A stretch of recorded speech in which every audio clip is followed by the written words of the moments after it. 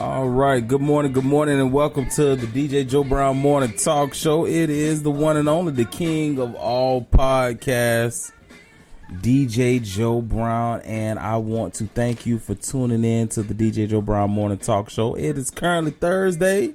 I'm sorry, not Thursday, my bad.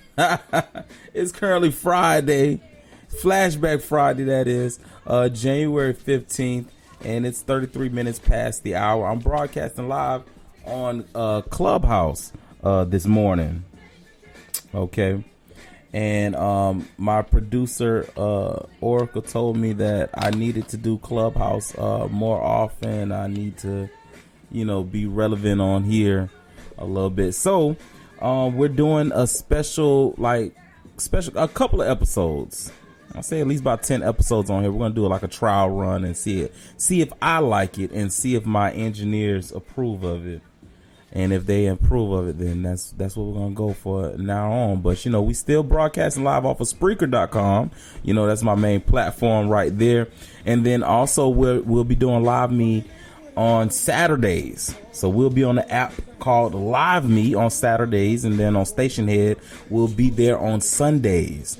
Okay, now, granted, on Station Head, if you don't know what Station Head is, Station is definitely new. They're about three years old, but they're still new to a lot of people. And basically, you can be a DJ on there, control your music and all that kind of stuff. Well, I've been contracted on Station Head since they came out. And basically, I got in trouble, and the owner of the app was pretty much telling me, hey, you need to come on back to Station Head and finish out your contract and all that kind of stuff. So, yeah, I'm back there now on Sundays. All right. So on Sundays, last night, I haven't been to sleep because last night I actually had to engineer a rap battle last night. It'll be posted on my YouTube. It was a virtual rap battle on the app called liveme.com, where this independent artist, Debo Dundada, which he's very frequent to my show. He definitely comes to my show all the time. So Debo Dundada and Rude Boy Gwizzy was definitely on the Live Me in the Live Me streets with the rap battle. So I got a chance to engineer that show, and I'll be releasing that YouTube video sometime today before 6 o'clock. Good morning, Noble TJ. Before 6 o'clock on YouTube. All right. So, yeah, it was sponsored by ksonsworld.com, brought to you by drebaby.com as well, and also sponsored by DJ Joe Brown Productions. Guess what? 22 Mag has its first show in February, co-hosted by Cripplicious. Okay, and Cripplicious is a broadcaster from liveme.com. She'll be doing that starting February. With front page news and entertainment as well. And speaking of front page news and entertainment, I got a lot to talk to you about. Our president-elect had a speech he gave. It was about 37 minutes long about some stuff about this $2 trillion, yeah, well, it's a $1.9 trillion plan that he definitely started. So we'll be getting into that as soon as possible, matter of fact, because I got a lot of news to read. All right, it's the one and only DJ Joe Brown Morning Talk Show, and let me give you a quick music break while I get my stuff together right here at the DJ Joe Brown Productions. When I come back, I'm jumping straight into the front page news. Good morning.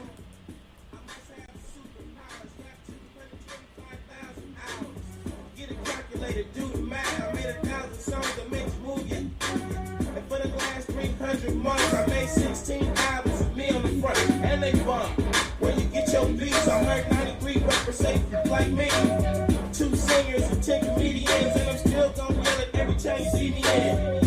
What's my favorite word? Why they gotta say it like short? You know they can't play on my court, can't hang with the big dog, stay on the court. Blow the whistle. Blow the whistle. Blow the whistle. Blow the whistle.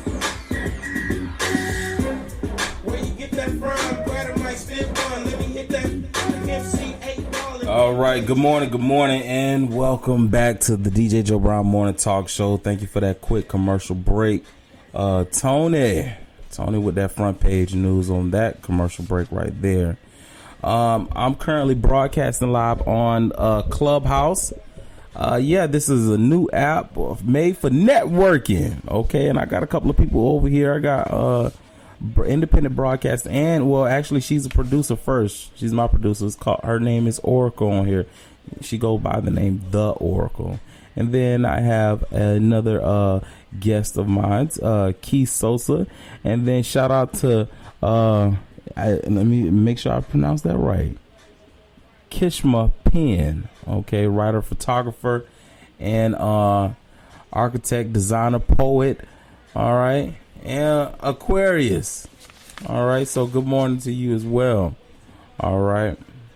So yeah, good morning to everybody that's coming through this morning. I definitely gonna go ahead and get into this front page news with our president-elect this morning, Joe Biden. Okay. And also somebody told me to go live on Facebook this morning. I don't know if I really want to do that. I don't feel like it, but I guess I'll do that later. I'll do that later. Anyway, okay, so Joe Biden crisis presidency effective began Thursday evening when he urged Americans to mobilize behind a $1.9 trillion plan to end the pandemic, to save the economy, and revive the weekend heartbeat of a nation. The president-elect appearance in Wilmington, Delaware, defined the precious moments in U.S. history as he prepares to confront the most extreme challenges of any new president in 90 years. So I guess the first test of Biden's power was televised. Addressed was the first glimpse of a new and more traditional and detail-oriented vision of president leadership after the zero strategy chaos of the Trump-oriented thing that went on. So, what I was kind of, surprised how I'm not Trump, but I was surprised that Joe Biden had pretty much did this $200 not $200 but he with the president-elect's packet with the extended unemployment benefits, the rental assistance, the aid to small business, and $1,400 more in stimulus payments, in addition to the $600 already did on that part. And so Biden wants billions of new spending to help schools, to open the $20 billion for the national vaccine plan, and $50 billion expanding coronavirus testing, and plans to hire an army of 100,000 public health workers. So, it's such aggressive proposals, more than an attempt to fix the poorly planned, woefully executed Trump administration approach to the pandemic. So I don't know about y'all, but I kind of agree. To that, saying that somebody need to fix this shit. And hopefully, I don't know about y'all opinions. Y'all can definitely come off a mic and tell me about y'all opinions on what y'all think about Joe Biden mentioning the new Form Act that he's pushing through. What do y'all think about that?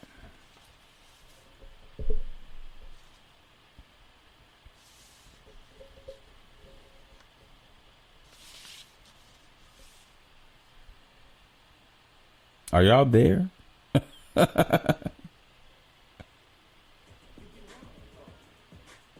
I missed the question hard. I didn't hear what you said. Yeah, I was pretty much asking how did y'all feel about Joe Biden's new package? Did they push that through? Not yet, but he's pretty early with it. I don't know, bro. I Joe Biden them talking about it. I don't really listen to them, bro. I did see something about $1.9 trillion or something, but I ain't paid too much attention. Kane, what's up, bro? Oh, he dipped. Yeah, I ain't paid too much attention myself, dog. Okay. I get that too. I understand that too. Shit, so much shit going on. I was surprised that I even caught it. I was surprised that I even caught this news. I thought I would, lately I ain't been missing no news anyway. But basically it's about $400 billion to help end the pandemic, with much of that money going toward speeding the delivery of vaccines to anxious Americans. So the vaccine rollout in the United States has been a dismal failure thus far. Biden said nothing that he would lay out his vaccination plan on Friday to correct the course and to meet his goal of 100 million shots over his first 100 days. Okay, so he talked about that. So and more front page news, I got some tragedy news. Buses dangling from New York overpass after accident that left at least 7 people injured. So at least 7 people, including the bus driver, were injured after a bus crashed through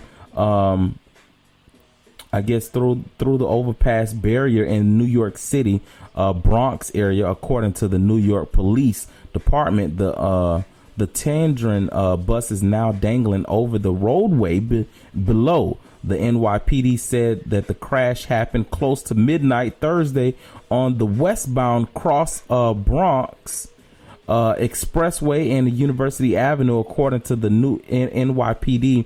Those injured have been taken to a nearby hospital, the police said. So the bus fell approximately 50 feet onto the crossroad. FDNY Deputy Chief Paul Hopper said on New York's City Fire Department Instagram account, it is still unclear whether the accident was caused by the operator error or a mechanical malfunction, and no arrests have been made so far. The police added streets near the accident site are now closed, and officials say traffic is delayed in the streets and near the accident site are now closed, and officials say traffic is delayed. All right.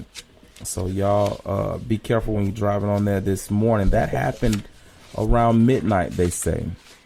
And then in other news, Trump explodes at Nixon comparison as he prepares to leave office. So in his final days in office, President Trump has found the parts of the job loved replaced by cold legal warnings, forced video addresses, and a shrinking circle downtrodden aides. So all anxious, wondering what life will be like after afternoon on January 20th. Gone are the clicks of the flashing cameras, and absent is the roar of cheering crowd. So instead of a commanding final full week of winning, the president is playing the role of the victim and not a gracious leader departing the office. So Trump has been consumed by unraveling of his presidency during his last days in office, according to people around him, which included a casual discussion amongst advisors recently about a possible resignation. Trump shut the idea almost immediately, and he has made clear to aides in separate conversations that mere mention of President Richard Nixon, the last president to resign, were banned. So he told one advisor during a conversation recently never to bring up the ex-president ever again. During the past and mentioned the resigning this week, Trump told people he couldn't count on Vice President Mike Pence to pardon him like Gerald Ford did Nixon anyway. So eager for a final taste of the pump of being president, Trump asked for a major second off inauguration day next week. According to people familiar with the matter, before one last president presidential flight to Palm Beach. But the signs of his impending departure are everywhere, including right outside his window. Workers hung Bunton Thursday that read 2021 Biden-Harris inauguration from temporary stands across the White House North portico. It was visible from his third-story residence. So inside the building, Trump has been weathering a second impeachment and pretty much growing isolation from his own one-time allies and sullen dislocation. And he has grown more and more worried about what legal financial committees may await him when he is no longer president. People who have spoken to him said, fueled by warnings from lawyers, and muster a legal team for another impeachment trial. And he is resentful of Republicans who he feels abandoned him in his hour of need, including the GOP leaders of the House and Senate. Aides have peeled with Trump to deliver some type of farewell address, either live or taped, that would tick through his accomplishments in office. Okay, and so closing up shop pretty much. So when less than a week left in office, Trump staff preparing the White House campus. I looked at a couple of pictures where they actually was removing lamps and pictures and shit like that. I didn't know he brought lamps and pictures and shit. I didn't know he brought pictures now, but apparently he brought pictures. But Debbie Meadows, the wife of Chief of Staff, was spotted carrying out a stuffed for his whatever that shit is. I don't know what that word is right there, from her husband's office and loading it into the car. So the upstairs of the White House press shop now sits virtually empty. Desks where assistants used to sit outside the office of the press secretary are now vacant, with exceptions of boxes and stacks of documents. Press secretary Kayleigh McEnany, who has been largely invisible during the final days, and yes, they did use the word invisible, of the Trump White House, has also started packing up her ass. One of Trump's cabinet's official commerce secretary, Wilbur Ross, appeared on television from Palm Beach. Another official, National Economic Council director Larry Kudlow, received applause from junior aides as he left the building. As one of their final acts, Trump's team is working to organize a crowd to see him off the morning of Biden's inauguration. So when he plans to depart Washington while still president and expecting a major send-off, even though some of his allies had encouraged him to attend Biden's inaugurations, and Trump quizzed his circle on whether he should. A few were expected for him to participate in the swearing in of his successor. And Trump told people he did not like the idea of departing Washington for a final time as an ex-president, flying aboard an airplane no longer known as the Air Force One, as Air Force One.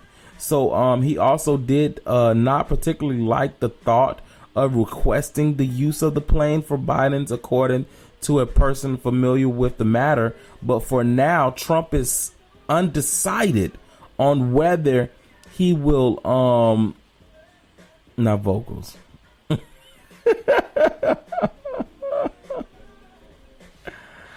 Oh man. So Trump is undecided on whether he will pen a letter to Biden, leaving in resolute desk in the Oval Office. Some of his advisors have encouraged him to think about continuing the tradition. So, it is a tradition where the one of the presidents leave another president a letter and all that. So early in his presidency, Trump liked to show off to his visitors the letters he received from Barack Obama, which included the now president line: regardless of the push and pull of daily politics, it is up to us to leave those instruments of our democracy at least as strong as we found them. Initially, Trump had planned to depart the White House a day early, but he now plans to leave on the morning of January 20th. His departure aboard Marine One from the White House South Lawn will likely be visible and audible to Biden's. So who will spend the night for the inaugurations at Blair House across the Pennsylvania Avenue from the executive mansion? Okay, so it is used. Its use was offered to them by the State Department rather than the Trumps, who refused to make contact with the incoming president and first lady. Final plans for Trump departure were still being laid a week ahead time, but Trump has expressed his interest to some of the military style send-off and crowd supporters.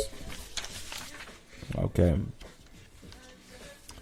And so according to a person with whom he has discussed the matter, whether that occurs at the White House, Joint Base Andrews, or his final destination, Palm Beach International Airport, wasn't clear. Trump is expected to, I guess he's trying to get there. I don't know.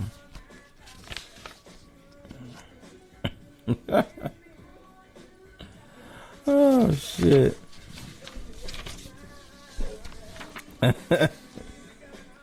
So in more news, Wednesday, condemning the riots and insisting that they did not reflect his political movement. No true supporter of mine could ever endorse a political violence. No true supporter of mine could ever disrespect law enforcement or our great American flag, he said behind the Roosevelt desk in the Oval Office. Trump had seemed so reluctant to tape the video, in part because he believes the carefully, denotions of his supporters make him look like he's caving to pressure to tone down his stance on the election.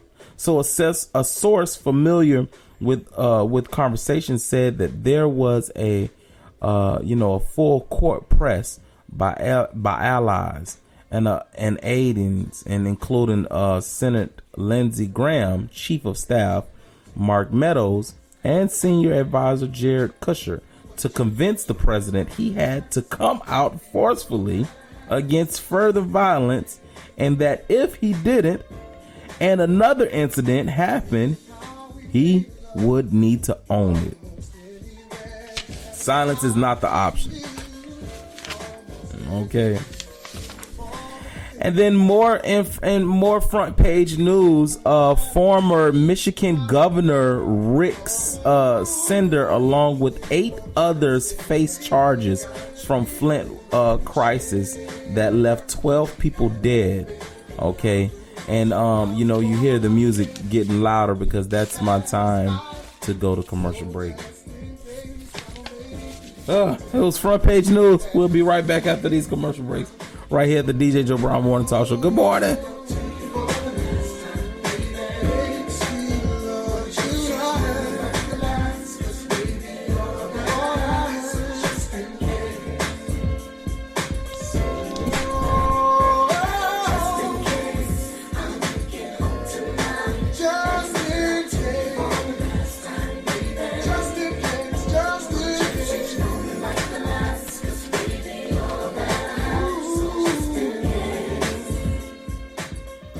All right, good morning. It's the one and only DJ Joe Brown Morning Talk Show, and yes, it's Friday. God damn it. And last night I had a chance to tune into a rap battle.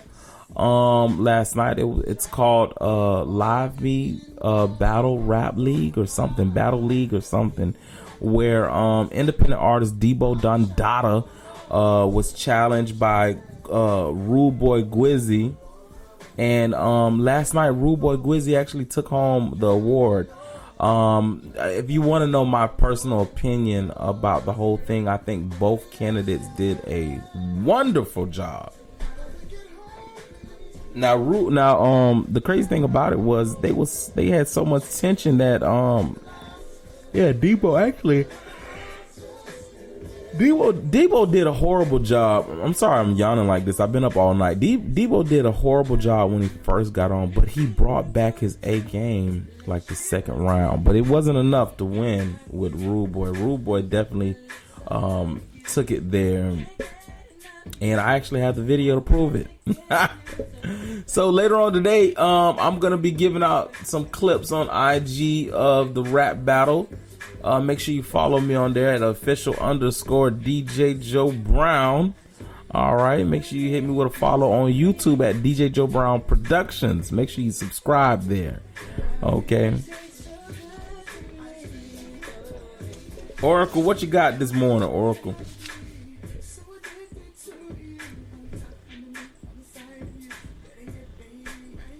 I'm right here, my bad. Sorry. What are you doing? Nothing. I was getting myself together. You know what I was doing. I told you. Oh, yeah, that's right. You still doing that? Oh, God. Mm-hmm. Okay. Well, I got some more front page news for you. So, former Michigan Governor Rick Snyder, along with 8 others, was charged from the Flint water crisis that left 12 people dead. Okay. So, it appears some justice may come from the victims of the Flint water crisis. Okay, so the crisis result in 12 people dead and more than 80 others ill. According to CNN, it was announced that the former Michigan Governor Rick and 8 others, including members of his staff, officials from the city of Flint, and state public health officials will be facing charges. So in a news conference today, prosecutors announced that the lengthy list of charges former Gov. Rick and those involved, former Gov. Rick is facing 2 counts of willful neglect of duty. So he has pleaded not guilty to the charges, and Flint Public Works Director neglected on duty. He has pleaded not guilty. All right. So, according to the state's penal code, the charges both men faces are misdemeanors, which are punishable with up to 1 year in prison or a fine up to $1,000. I don't think they're gonna send them jokers to prison. Let's just say that. It's crazy that you even mentioning this because just last night, or really just a couple hours ago, we were on here with a guy who is from Flint, Michigan, and he was just talking about how bad it was there and the lead that they have in their water, and yes, how it's going to take about 20 to 30 years before, it gets corrected. Yeah, excuse me, I got something in my mouth. But, yeah, I just was just like, that was just crazy and unfortunate. Very unfortunate. Very unfortunate. I'm like, I couldn't. I would have been moved. I'm sorry. What's in your mouth? I can't deal. And then was somewhere. Look at her. Why she had to come in here like that? Ain't say good morning, how you doing? Ain't even do a damn commercial break. Right. What's in your mouth? Well, when I came in, Joe, you were actually in the middle of reading something, so I hopped in on you. Thank you very much. I was being very respectful. Okay. Very. Well, good morning. Good morning, team. In that show last night, I didn't like it. You paid to see that? Man. Yeah, when I tell you, y'all better than me. I would never pay 25 cents to see it. I'm gonna be honest with you. It wasn't worth. I know I'm finna hurt somebody's feelings today. I said give my $4. I thought it was $2. I said give $2 to the winner and $2 to the loser. Split my shit. She's out of control. Oh, I thought you trying to show me something. She's out of She's out of pocket. control. You know, personally, I think it wasn't worth $2. I can't say for Big Flex hosting the first show without me in years. I was very proud of him with that on how the way he hosted the show. Debo can't talk no more shit. Huh? Debo can't talk no more shit. Good morning. Yeah, and I can't wait to see Debo. I really want. I'm gonna have to tell her, don't you ever tell nobody. No, don't you talk no shit like he was doing. Cause that shit last night, that dramatic shit, when he got to yelling and shit, I said, what the fuck going on? It's like I don't even know. Like I gotta get my notes together. I gotta get my notes together because I gotta do a Live Me Politics special on them and interview them. And I really don't want to be honest. I mean, I do want to do the Live Me Politics, but I don't want to interview them. So, yeah.